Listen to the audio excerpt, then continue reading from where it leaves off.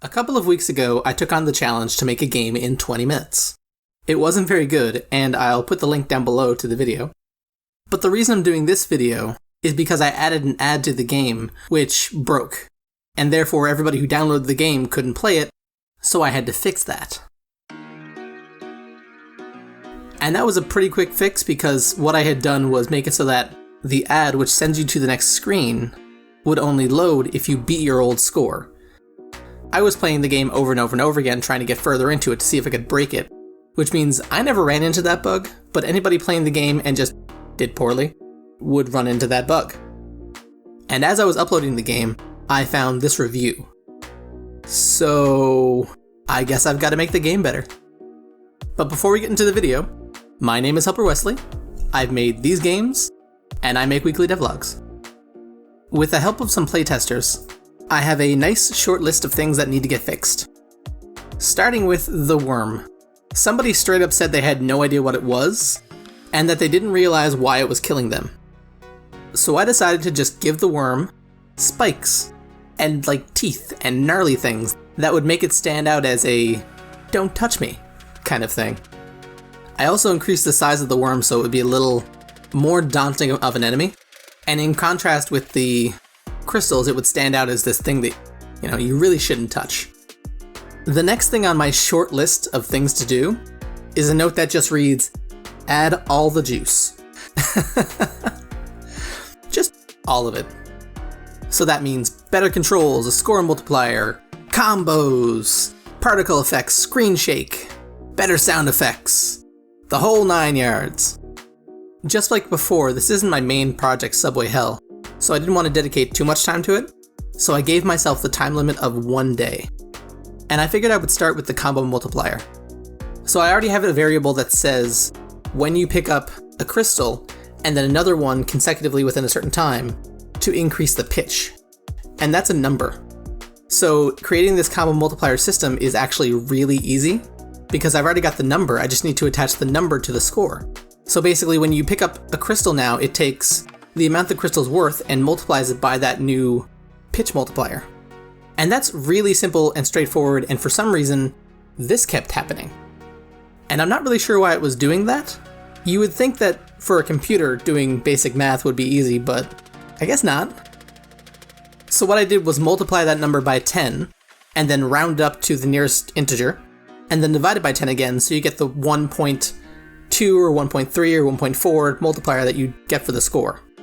Which was kind of a messy way to do it, but I'm not going to spend a day or so looking up how to fix this problem. I just want to get it fixed and out the door. This game has already been way more time-consuming than it's supposed to be. Then I wanted to make the controls more engaging. So since it's an astronaut falling, I figured I would use a jet propulsion system, like a little boost, like an air jet. And that way the player would be able to hold down the button for a certain amount of time to get a boost going in the direction that they're trying to go in. And then if they want to make minor adjustments, they tap the button to get a little bit of speed in a certain direction. And then they'd also have to fight with the fact that they have to slow down over time, as opposed to stopping as soon as they let go of the button, which makes the controls themselves more interesting. And this took a lot of playing with, but the concept was pretty simple. It's just the longer you hold the button, a timer repeats, and every time the timer repeats, it adds or subtracts from that object variable. And then I use the object variable as an instant force to tell the character which direction to go. And if your hands aren't on either of the controls, your character gradually goes back to 0 as the object variable, so they slow down gradually. So now the controls themselves have kind of become a thing to master. This wasn't a part of the game feel or game juice, but I moved on because I was starting to get tired of that, and I wanted to make the things that were coming up at you more interesting. So prior to this, everything was coming up all at the same speed, and what I did was change these things to a permanent force. So when each thing gets spawned down at the bottom, they're given a random permanent force within a certain range, and that'll hopefully give some more variety to the player. And then I ran into a bug that I just left in the game. Because the worms are so big that when they spawn, another one has time to spawn while they're still overlapping their original spawner. So when that happens, the game gets confused and just applies a permanent force to all of the worms, which means worms that aren't currently touching their spawners get a speed boost. And the way that this plays out is that it kind of feels like the worms are jutting forward trying to catch you. And as far as the players know, I intentionally came up with that. Let's just not tell them that that was a mistake, okay?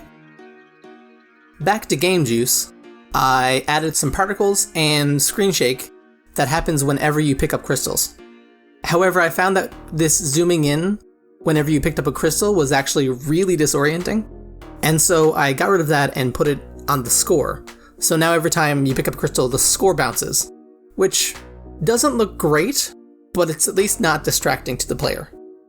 So this week I've actually been working on a secret project that I'm not sure if I can talk about. I'll have to ask and find out.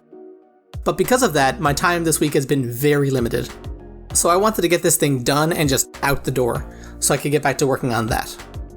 So I packaged the game up and sent it off for some playtesting from people from my Discord and the GDevelop Discord. By the way, if you're using GDevelop and you're not in the GDevelop Discord, I think you're missing out. It's a really cool place to hang out and ask questions, and get an idea of things that you can do in the engine. At this point I was basically done, but the problem with having so many really good playtesters is that they come back with some really good feedback. So I had to add this stuff in. And that was the booster sound effect, which I just made using SFXR. It's a very simple noise effect that plays over each other, so the longer you hold the button, the louder it gets, which really kind of works with that booster effect. And there was a suggestion that I use a lerp, slightly to the right and slightly to the left as you're moving, to kind of give you that sense of motion. And that was actually a really good idea. It was that little bit more that I needed to make the game feel better. They also suggested that I make the game faster, and that was almost entirely because the faster the game is, the more likely you're going to die, which means the more money I'm gonna make.